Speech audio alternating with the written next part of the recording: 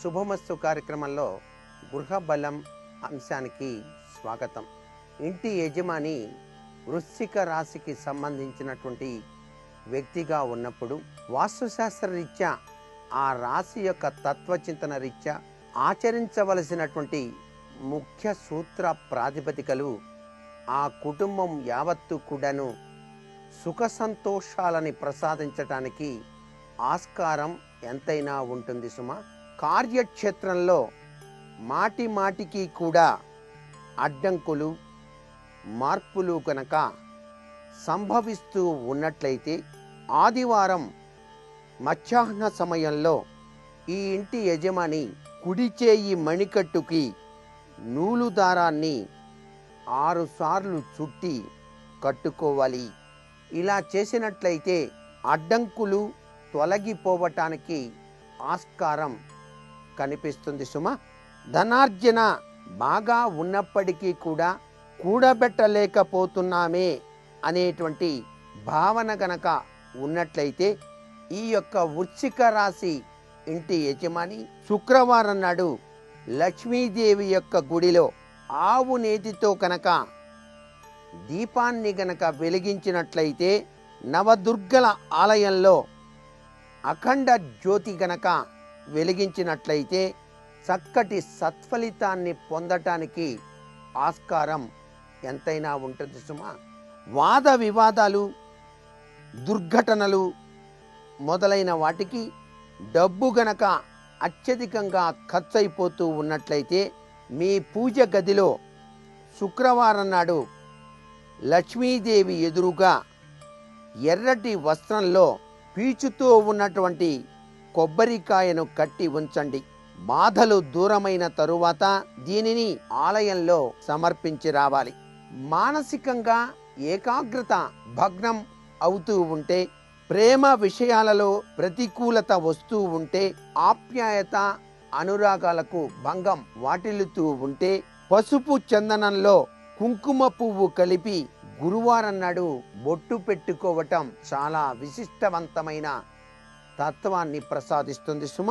విష్ణుదేవుని యొక్క ఆలయంలో పసుపు రంగు కలిగినటువంటి పండ్లు మీరు గనక బీదలకు దానం చేసినట్లయితే పిత్రార్జిత ధనం, కుటుంబ సమస్యలతో ముడివడినటువంటి బాధలు, ఆందోళనలు కనుక మీకు కలిగిస్తూ ఉంటే ఇంటి ముఖద్వారం దగ్గర పసుపు రంగు పూల మొక్కలు పెంచేటువంటి ఏర్పాటు చేయండి. 16 గురువారాలు పండ్లతో ఉన్న అరటి చెట్టు కింద ఆవు నేతితో దీపాన్ని వెలిగించండి.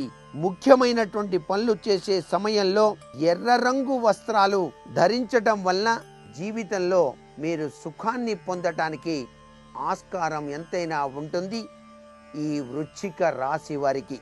ఈ వృశ్చిక రాశి వారు శనివారం నాడు తప్పనిసరిగా హనుమాన్ గుడిలో సుందరకాండ పారాయణ చేయటం చాలా మంచిది. అంతేకాకుండా మంగళవారం నాడు 300 గ్రాముల బెల్లాన్ని పారే నీటిలో గనక వదిలివేసినట్లయితే కుజగ్రహ సంబంధితమైనటువంటి దోషాలన్నీ కూడా ఈ రాశి వారికి తొలగిపోయి చక్కటి సత్ఫలితాన్ని పొందటానికి ఆస్కారం ఉంటుంది. 37 మంగళవారాలు మీకు వీలైతే వికలాంగులకు తీపి భోజనం పెట్టినట్లయితే చక్కటి యోగవంతమైన ఫలితాన్ని పొందవచ్చు. 37 మంగళవారాలు పేదలకు అన్నదానం గనక చేసినట్లయితే సత్ఫలితాన్ని పొందవచ్చు. అలాగే ప్రతి వారం కూడాను, ప్రతిరోజు కూడాను ఆంజనేయ స్వామి వారి సింధూరపు బొట్టు మాత్రం ధరించటం మరవకండి. ఈ వృశ్చిక రాశి వారు మీరు పూర్తి శక్తితో పనుల్ని పూర్తి చేయాలి అనేటువంటి సంకల్ప బలం అధికంగా ఉన్నప్పటికీ కొత్త ప్రణాళికలను బాగా అలసిపోయేంత వరకు చేసేటువంటి విధి విధానాన్ని కించిత్తు తగ్గించుకుంటూ ఆంజనేయ స్వామి వారికి సంబంధించినటువంటి ఆరాధనా తత్వాన్ని గనక ఈ రాశివారు గనక పాటించినట్లయితే తప్పనిసరిగా సత్ఫలితాన్ని పొందటానికి ఆస్కారం ఉంటుంది సుమా.